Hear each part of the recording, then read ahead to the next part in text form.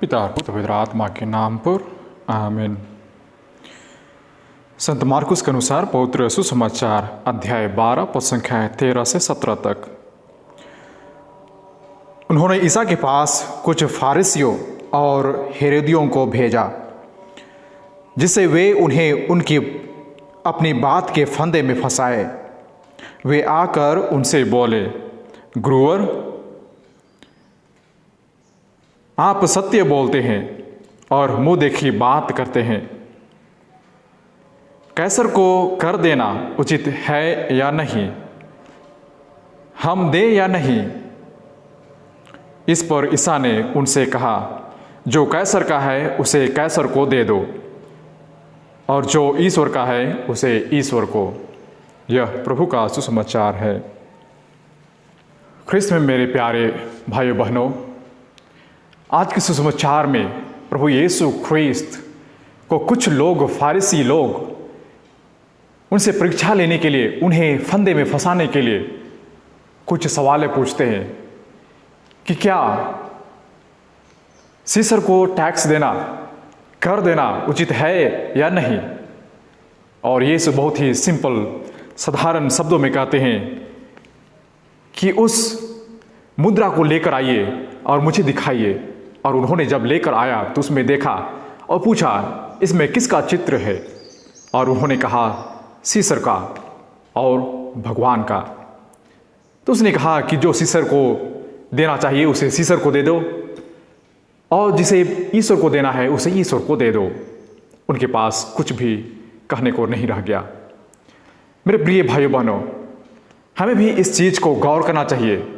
क्या हम सभी लोगों को कर देना उचित है अथवा नहीं? हम भी कभी कभी दुविधा में पड़ जाते हैं। क्या हम सभी लोग कर सरकार को नहीं देते? हम सभी लोग देते हैं, जिसे हम आज जीएसटी के नाम से जानते हैं। हर चीज़ों में आज जीएसटी लगा हुआ है, और जीएसटी देना हमारे लिए उचित है अथवा नहीं। मैं उदाहरण के तौर पर एक परिवार जिसमें 3 बेटे होते हैं, उनके पापा मिलिट्री रिटायर रहते हैं, और उनके 3 बेटे जो सरकारी कर्मचारी होते हैं। चारों लोग परिवार में नौकरियां करते हैं, लेकिन सब मिलजुल कर एक ही परिवार में रहते हैं। बात एक दिन ऐसी हुई, कमाते तो सब हैं, लेकिन घर का खर्चा केवल पिताजी देखा करते थे। तो क्या आप बता सकते हैं कि यह उचित है, ये कमाते सब लोग हैं और घर का खर्चा केवल पिता चलाए? आंसर आपके पास है। कहने का तात्पर्य यह है कि हम सभी लोग जो कुछ भी हम दूसरों से अपेक्षा करते हैं, उसी प्रकार हमें देने की भी आवश्यकता है। क्योंकि हम सभी लोग भारत देश के या किसी भी देश के नागरिक होने के बदौलत हम सबों को कर देना उचित माना जाता है, जिसे हम सभी लोग अपने ही राज्य से कुछ ना कुछ वापस पाने की आशा करते हैं, और सरकार करती भी है। इसलिए कोई भी चीज़, कोई भी समाज हमारे अपने खुद के हाथों से चलाया जाता है। इसी चीज़ को समझने के लिए मैं आज के पहले पाठ को भी मैं थोड़ा मनन चिंतन करने में आप सबों को आमंत्रित करना चाहूँगा। क्योंकि आज का पहले पाठ भी जो तोबियत अपने ग्रंथ में कहते हैं कि मैं अपना त्यौहार का खाना खा ही रहा था कि उसी वक्त किसी ने कहा कि एक इस्राएली व्यक्ति को बाजार में गले घोंटकर उसकी हत्या कर दी गई, और वे अपना खाना छोड़कर दौड़े दौड़े उनके पास जाते हैं और उस मृत शरीर को अपने घर ले आते हैं और उसे रात में दफनाते हैं। तब उसे नबी आमोस का शब्द याद आया कि आपके त्यौहार के दिन ही आपको दुख और तकलीफ मिलेंगे, और वह रोने लगता है। और आगे बताया जाता है कि जब वह गर्मी के दिन था और वह सो रहे थे, उसी वक्त एक पक्षी दीवार के ऊपर से गंदा गिरा देती है, और वह उनके आंख में पड़ता है। और आंख में पड़ने के चलते वह अंधा हो जाता है, और जिसके चलते उनका भाई उसका देख रेख करता है, और उसकी पत्नी सिलाई का काम करती है, और सिलाई के बाद वह उस कपड़े को उस मालिक के पास पहुंचाने जाती है तो उसे उनका ब्याज मिलता है, और फिर उसके साथ एक बकरी का मेमना वह घर लेकर आती है।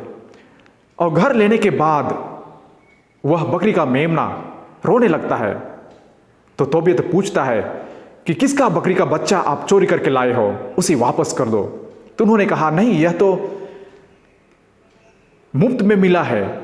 लेकिन उसे विश्वास नहीं हो रहा था कि यह मुफ्त में कैसे मिल सकता है, जरूर आप चोरी किए होंगे, इसे वापस कर दो, हमारे लिए अच्छा नहीं है। और इस पर वे लोग वापस करने को तैयार हो जाते हैं, और जब वापस करने के लिए जाते हैं तब उसे बहुत ही दुख होता है, क्योंकि उन्होंने विश्वास नहीं किया। उससे सवाल पूछा जाता है कि क्या आप बता सकते हैं कि कहाँ है तुम्हारे भिक्षादान और तुम्हारा धर्मचरण। तब उसे महसूस होता है कि हमने आज तक क्या किया है। कहने का तात्पर्य यही है कि हम सभी लोग अपना कार्यक्रम तो करते हैं, लेकिन कार्यक्रम के करने के बावजूद क्या हम और कुछ दूसरा करते हैं? क्या हम कुछ एक्स्ट्रा करते हैं? क्योंकि वह जो बकरी का बच्चा मिला था वह उस व्यक्ति को उपहार के रूप में एक्स्ट्रा मिला था, इसलिए उसे अनुभव होता है कि हमने आज तक तो कुछ एक्स्ट्रा किया ही नहीं है। इसलिए आज के पाठों में भी यही कहा जाता है कि हम दूसरों को मदद करें। उसी प्रकार आप पढ़ेंगे मैथ्यू के अध्याय 9 पद संख्या 13 में ईश्वर कहते हैं कि हम ईश्वर के लिए क्या चढ़ाएं। God says I need mercy not sacrifice. हम ईश्वर को दया दिखाएं, सैक्रिफाइस करने की जरूरत नहीं है। उसी प्रकार आप पढ़ेंगे मैथ्यू के अध्याय 5 पद संख्या 40 में कि जब तुमसे लोग कुर्ता मांगे तो अपना चादर भी दे दो, और आपसे कहे कि आप 1 माइल चलिए तो आप उसके साथ 2 माइल भी चले जाइए। कहने का तात्पर्य यह है कि आपसे जितना लोग अपेक्षा करते हैं उसके दुगना कीजिए, लेकिन कम नहीं। इसलिए हम सभी लोग जानते हैं कि हमारे सोसाइटी में, हमारे समाज में कभी कभी बुराइयां बढ़ते जाती हैं, क्योंकि हम सभी लोग उदार पूर्वक काम नहीं करते हैं। जैसे आप ले लेंगे उदाहरण के लिए, जब हम गाड़ी चलाते हैं, वाहन चलाते हैं, उस समय यदि हम सभी लोग लाइसेंस की वजह से या कुछ की वजह से पकड़े जाते हैं, तो हम सभी लोग जहां पर पूर्ण रूप से टैक्स के जगह में हम घूस देते हैं, या तो 100 रुपया की जगह में हम 10-5 देकर वहाँ पर घूस का काम कराते हैं, तो उसमें क्या होता है कि हम सभी लोग जहाँ पर सरकार को जाने की जगह में वह लोगों के पॉकेट में चला जाता है। इसलिए हम सभी लोग जरूर सोचें कि जो काम हम कार्य करते हैं उसे हम सही भली भांति करें, क्योंकि आपने सुना होगा कि जो जॉन एफ कैनेडी, जो यूएसए के प्रेसिडेंट थे, वे कहते हैं कि ask not what the country can do but ask what I can do for the country. हम लोगों के लिए क्या कर सकते हैं, वे सोच हमारे जीवन में होना चाहिए। हम हमेशा अपने जीवन में यही सोचें कि क्या हम सभी लोग कुछ एक्स्ट्रा करते हैं। जब हमसे लोग कुछ अपेक्षा करते हैं, क्या हम उसे दिल से देते हैं?